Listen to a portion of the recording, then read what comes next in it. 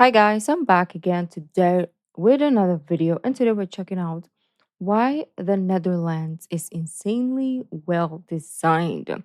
So before we do start off, we subscribe, click the bell button, and let's find out. I think we reacted to something similar, but the first video we reacted to was more about Netherlands in comparison to I think America, and this is in comparison to I forget.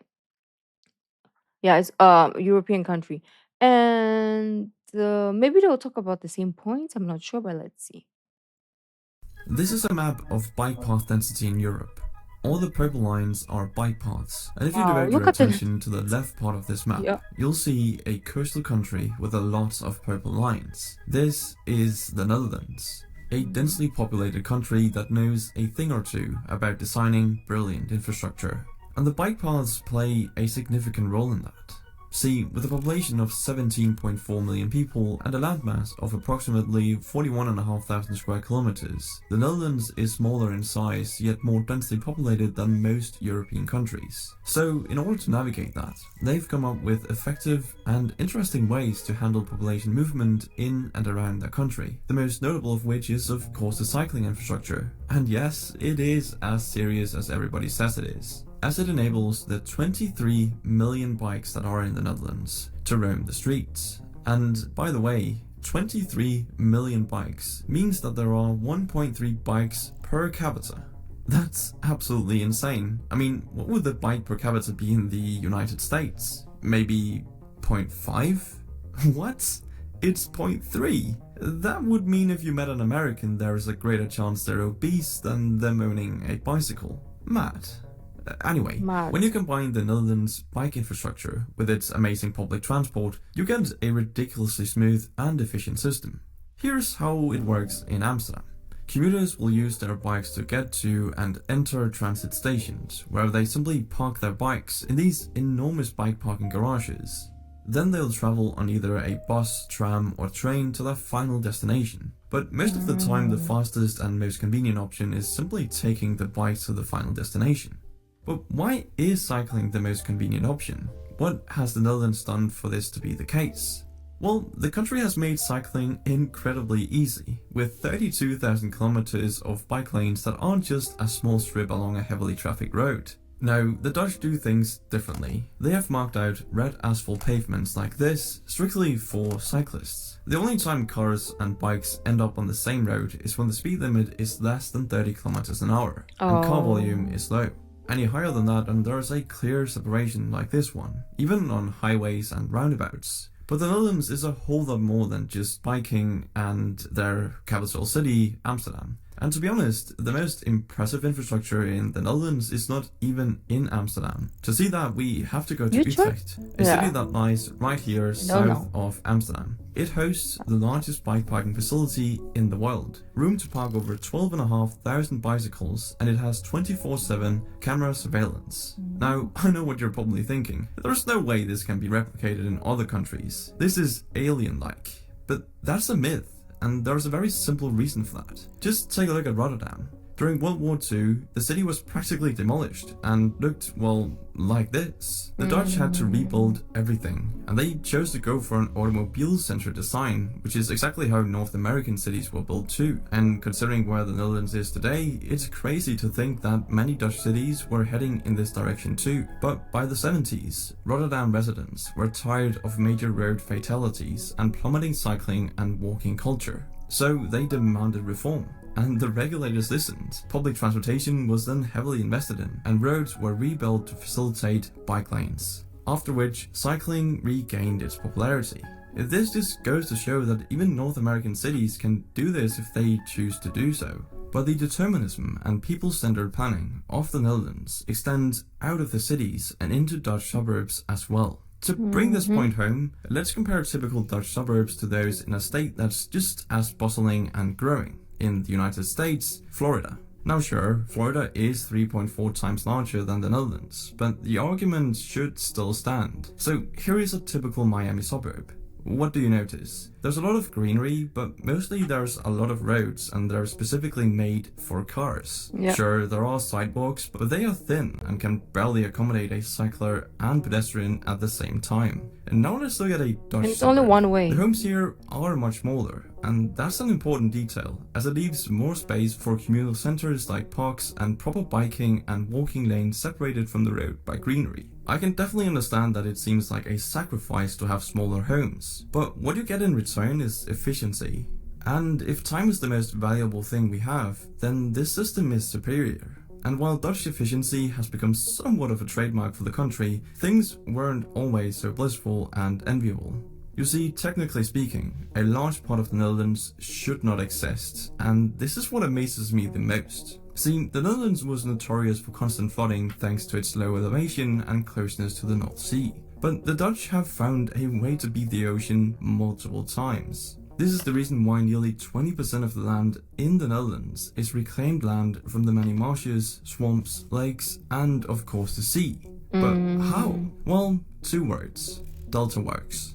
After a deadly storm in 1953 that covered over 150,000 hectares of land and took the lives of an estimated 2,000 people, the Dutch decided something had to be done. Delta Works was the answer. Delta Works is a vast network of 13 dams and barriers, featuring sluices, locks, dikes, and levees. They shelter off these 4 inlets, namely Haringvlietdam, Broersdam, Oosterscheldekering, and Verzegatdam. I'm sorry, Dutch people, I tried my best. Anyway, they used these to reduce the coastline by 700 kilometers and remove the need for smaller and weaker levees and dams that would require constant maintenance. Pretty ingenious, I gotta say. But the Dutch haven't just prevented floodings, they've also created new land. And they achieved this without using modern technology. How? Well, first they would section off the areas they wanted to reclaim. Whereafter they would drain the water out by harvesting the energy of the wind, using, of course, windmills. This created flat plains comprised of a very unique soil that happens to be perfect for growing tulips. And this is why the Netherlands account for 80% of the world's tulip exports, which is kind of strange to think about. But today, these waters and migrations have earned the Netherlands some pretty envious titles, including the largest storm surge barrier in the world, that laid the ground for the largest and most efficient seaport in Europe, the port of Rotterdam. Located here in the delta of the Rhine and Meuse rivers, Rotterdam is in a perfect strategic location for ships coming from or going into the North Sea. To understand the sheer size of this port, here is a map of Manhattan laid on top. As you can see, the port of Rotterdam is about 1.5 times the size of Manhattan. It's huge, and with 82.5% of the Netherlands' GDP coming from exports, it's fair to say that the port of Rotterdam is really important. I could go on and on about this port's efficiency, but all you need to know is that it wins best port infrastructure year after year. The Dutch are incredibly talented at designing great infrastructure. I mean, just look at the Amsterdam airport, Schiphol, the 3rd busiest airport in Europe. It looks pretty average until you consider the number of people moving through this structure. Schiphol facilitates 68 to 80 million passengers annually to 332 direct destinations, utilizing its 6 runways facing multiple directions. Schiphol coordinates an average of 1,500 to 1,600 departures and landings per day, giving them averaging a number of people moving. Okay, 2018 to 2019. Ranking airports. Okay. It's all Europe, if I'm not mistaken. Yeah.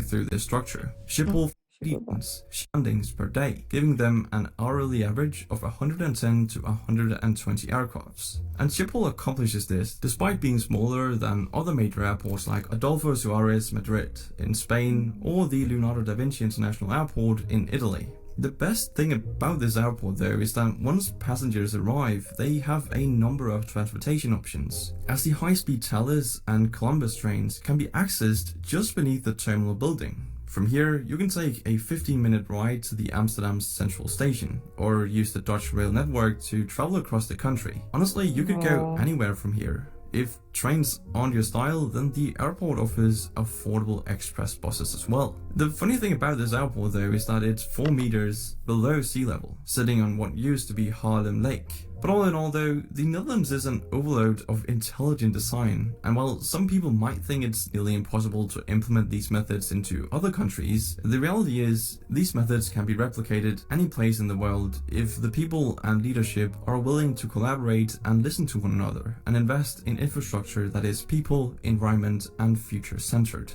Thank you for Mm. watching, and I'll see you in the next one.